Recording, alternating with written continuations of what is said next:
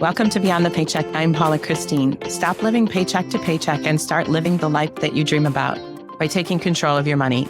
I can provide you with the knowledge and the tools if you make the commitment to put them into practice. So I know the holidays are here. Christmas is 20 some days away, and it's hard to know what gifts to give people. And I know with the inflation, the gifts have gotten a lot more expensive. So I've asked Anya Cheng to join us today to talk about some alternatives to that traditional gift card or some type of physical goods. So we're going to talk about some different gift giving ideas. And then Anya's going to take some time at the end to talk about her men's subscription service, which is really, really interesting. So welcome, Anya. Hi, everyone. Tell me a little bit about your background. I know when we were talking on the phone that you came from a blue collar family and worked really hard to get to where you are today. So tell me a little bit about that. Yeah, I'm originally from Taiwan. My dad is factory worker. My mom is a housewife.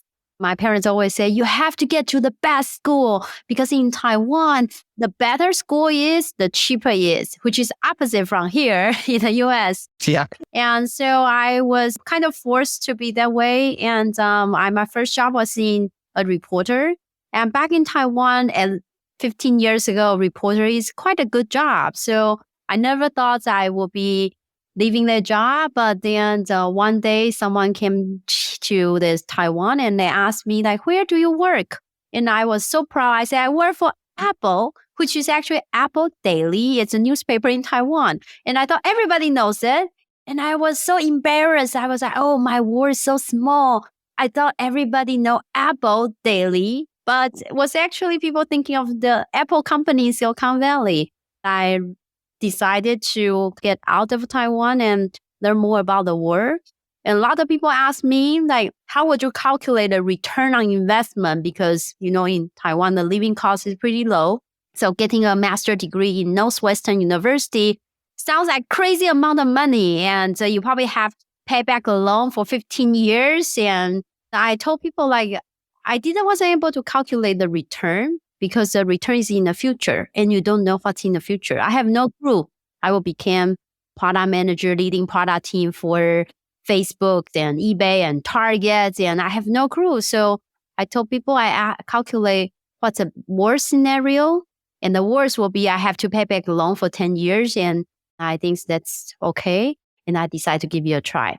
And starting from there, my career has getting into my American dream. And last 15 years, I worked my way up to be the woman leader and run the e-commerce team for Facebook.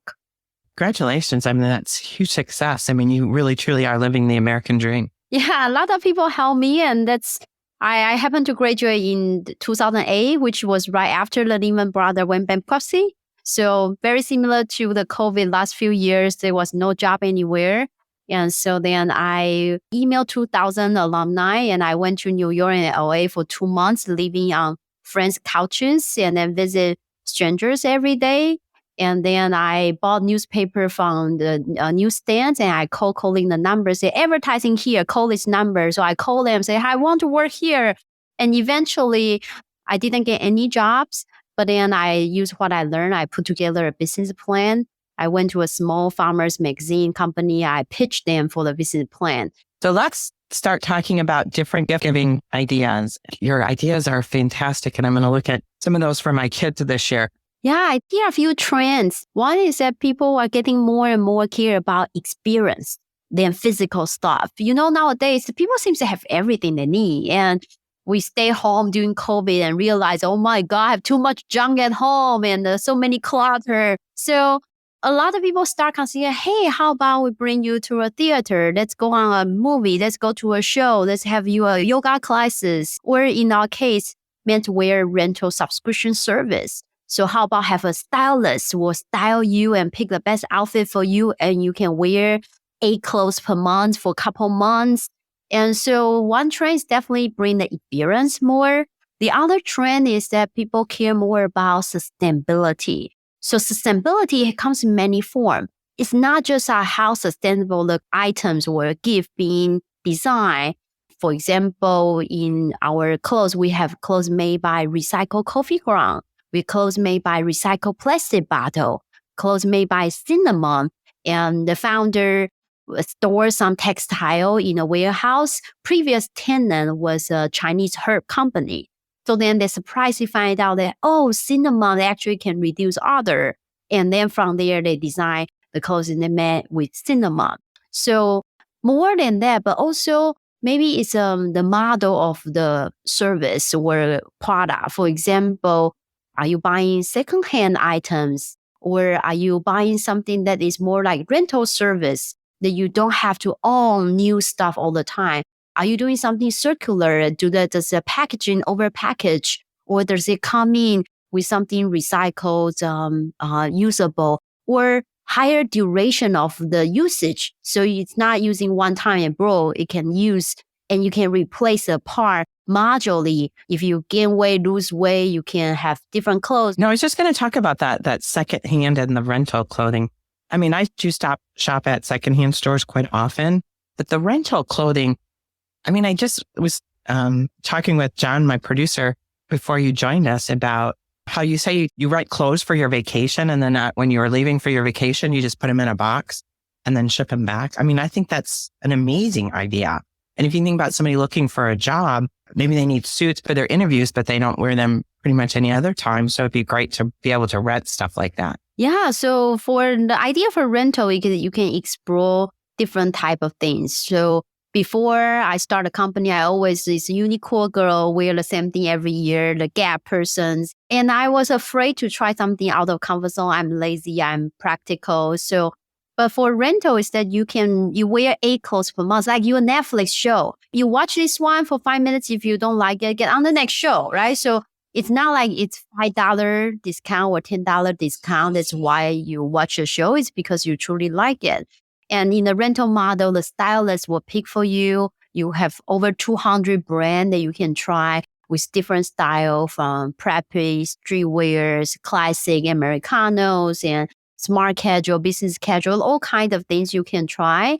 And then when you travel, especially during holiday or when you have business meeting in the future, when you travel, you don't need to bring dirty clothes home because you have prepaid envelope and it's rental. So I usually just give it to a hotel lobby, and I came home with empty hands. So no one like to do laundry after you get home. No, I just think that's such a fantastic idea. And do you think a lot of times where you travel, sometimes you don't have the necessary clothes? Like somebody coming from southern part of Florida coming to Michigan doesn't necessarily have a winter coat or the clothes that they would be using here, depending on the weather. I mean, it's just a fantastic idea. You can have a great wardrobe for a holiday. We have a lot of customers, they actually ship their clothes directly to their in-laws. They just get to Michigan and wear them and went home without doing that. And also, if you are those like dry clean person, you take clothes to dry clean, or you hate ironings, pretty much the rental subscription cover all of the dry cleanings. And so you don't even need to pay for the dry cleaning and save more money. Yeah, it's just fantastic. Just recap a little bit about some of the gift giving ideas that you talked about. I love the gifting of an experience. Nobody's going to remember that $25 or $30 gift card that you gave them, but they'll remember if you took them to the theater or to a baseball game or something. They'll remember that experience. And it's so much more important to build memories than it is to provide someone with, a gift card. I go back to one thing that you said. How do they make clothes out of coffee grounds? Yeah, that's a company called Transcend. It's very interesting that the guy lived in London before, and he's a guy who buy to work every day. But then, in London, they like to wear like suits or it looks really formal. So you realize every time he buy and he rents a lot, and it's just inconvenient. So he decided to design these performance suits that is actually a perfect outfit for workout, like biking, for example. And then it's waterproof, rainproof, but it looks like suits. So then when you get to an office, you don't have to change it again. And he also came from the textile family. So they have been like inventing using a lot of natural material. And one of the material they use is recycled coffee ground. So it's combination of recycled plastic bottle with recycled coffee ground. And it actually reduce odor because the nature of the coffee. And so you don't smell coffee, but really performance based and also have a lot of feature. And then I love your talk previously about the kind of the keep on giving ideas. Like today I give you a gift, tomorrow you happy, but 2 weeks from today, you don't remember. The trend is if something that people constantly being reminded. For example, in our rental subscription, every few weeks you get a new box. So people get 2 boxes per month. So every time you get a box, oh, wow, I get this one. Or every day you wear the clothes out, someone say, nice shirts. And yeah, my girlfriend give me this service. So the keep giving idea is something pretty trendy. Yeah, I just love that. I know we talked about you're going to send me some links to some women's clothing because I think that's huge because I am so lazy when it comes to shopping. It sounds like a perfect service for me. So one question I want you to answer is because you are now living the American dream. If you could go back to your 20-year-old self, because I'm going to make an assumption that you've made some mistakes along the way, what would you tell your 20-year-old self that, hey, you should be doing this with your money? When I was younger, I thought the life is more like climbing the mountain. You take one step up and then you work hard, get another step up and eventually get on the mountain. But I realized life is more like surfing.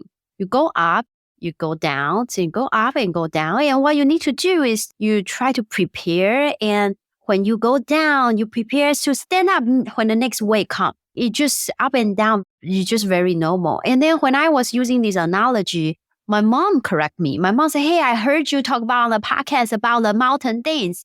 I think the mountain is really, you should talk about that, how it's important that you do need to go home safe. Because I'm always those person who like work extremely hard. And my mom's like, mountain is not just go to a top. You need to make sure you're home safely too. So I think looking back my career, one thing I did right was that I was always investing in myself.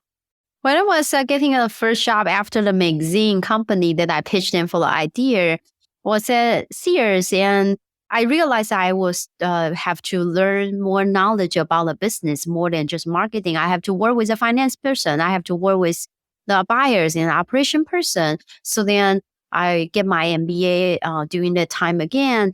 And then when I was leading the engineering team at eBay and came from a non-engineering background, I went on some coding classes and learned how to code, even though I never code since, but at least I know have an empathy for the engineer. So I think the one thing I did right is that I constantly invest in myself, and that allowed me to make more money for the next role. Because when you are making money, it's great, but then when you make money, it means you are burning something that you know very well. But if you are not learning new things, then it's hard for you to make even more money from there. And I think the one mistake that I made, on the other hand, would be that I was a little bit very how person. I always about how, like how to do this, how to video, how to books. Like I'm very eager to learn, but I really think of what and why. I was more of like, I never thought I would become a startup founder. So I actually really involved in startup space and understand anything about entrepreneurship. I thought that's for rich people who have money to do. And I came from blue collar family. After 2 degrees in the US, I pretty much broke and constantly paying back for my loan. So I never thought that I would have that chance.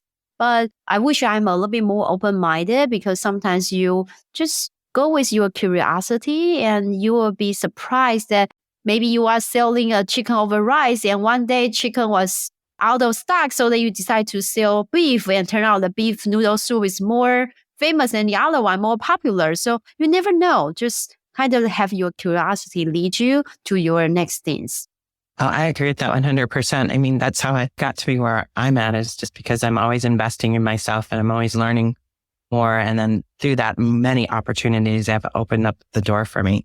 I try to tell my kids all the time, just think outside of the box, get the education. And if you want to learn about this, go and learn about it and see where that takes you. And you just never know where life's going to lead. Keeping focused and thinking and growing as a person will pretty much lead you anywhere that you desire, or help you find what your passion is. Like you said, you never thought you'd end up where you are today.